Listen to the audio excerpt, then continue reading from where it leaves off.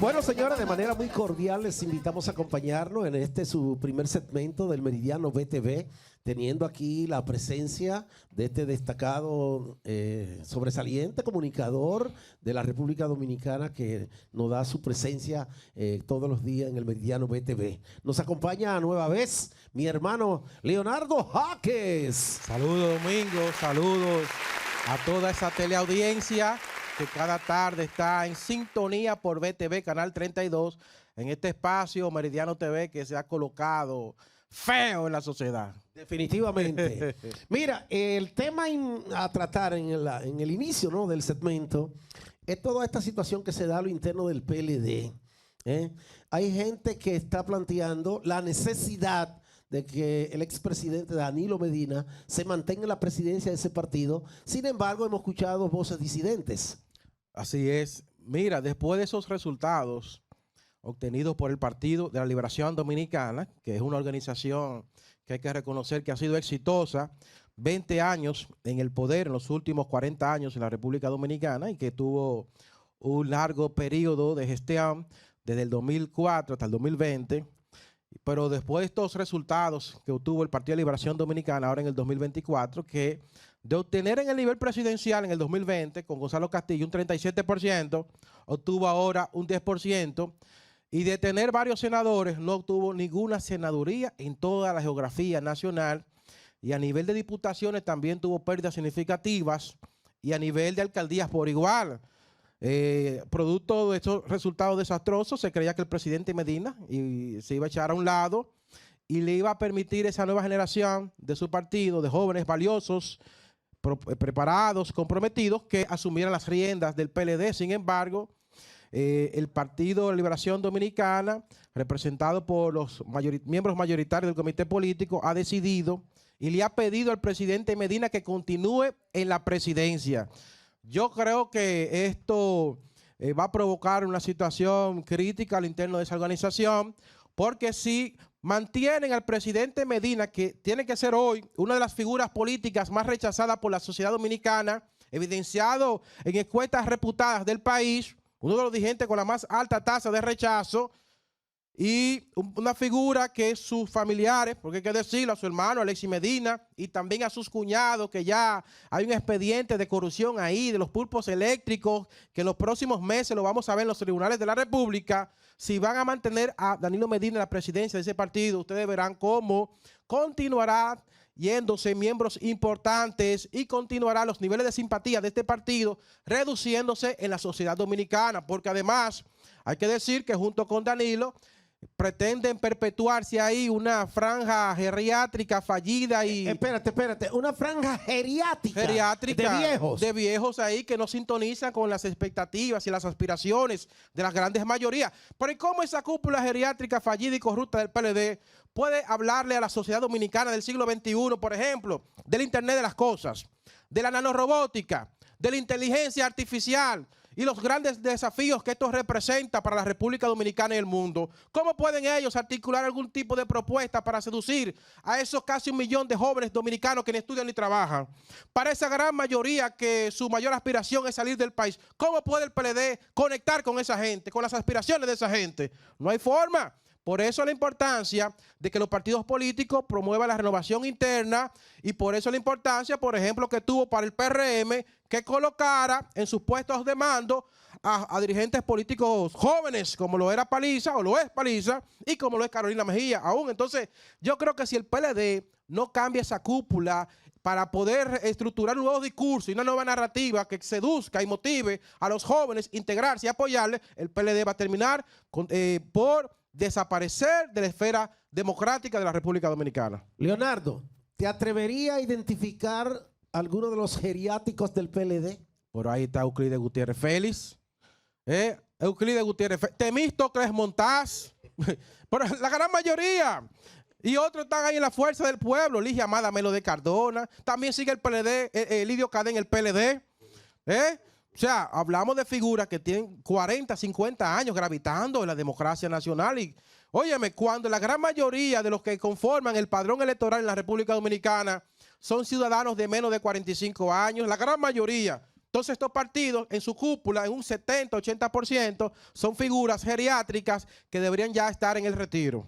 Entonces, es lamentable todo esto, Domingo. Bueno, un tema que también llama la atención es el anuncio que ha hecho un alto dirigente político del país, como lo es Francisco Javier García, quien anuncia oficialmente sus aspiraciones presidenciales. Diría él, yo he hecho varios presidentes, ahora me toca a mí. Me toca a mí. Después que él conspiró conspiró contra la campaña de Abel Martínez. ¡Ey! Conspiró. Conspiración. Total conspiración para que Abel Martínez obtuviera esos resultados desastrosos de apenas un 10% de votación.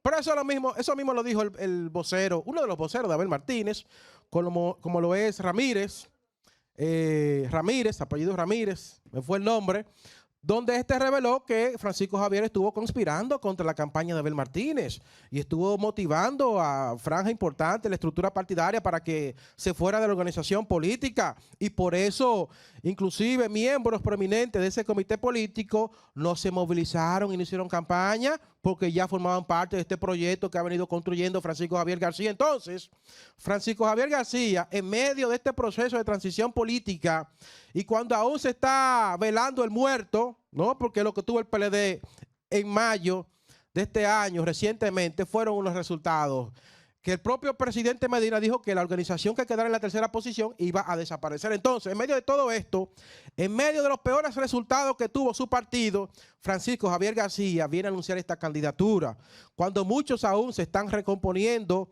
y están procurando ver de qué forma sobreviven después de haber hecho inversiones económicas importantes en sus proyectos municipales y congresuales. Entonces, yo creo que Francisco Javier García, que había sido considerado al menos un gran estratega, creo que cometió un error. Lo demostró con las dos campañas presidenciales que dirigió y fueron exitosas. Sí, pero ¿quién era el candidato presidencial? Era Leonel Fernández.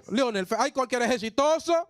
Leonel Fernández, y con una maquinaria política como el Partido de la Liberación Dominicana y desde el poder. Porque las únicas elecciones que él ganó fuera del poder fue la del 2004. Después las otras fue desde el poder, utilizando el presupuesto público, utilizando las instituciones públicas. ¿Hay evidencia de eso, de que se usó el presupuesto público? Totalmente, y eso está documentado inclusive por Participación Ciudadana, el uso avasallante del poder que hubo y de los medios de comunicación y de los presupuestos de las instituciones y del Estado.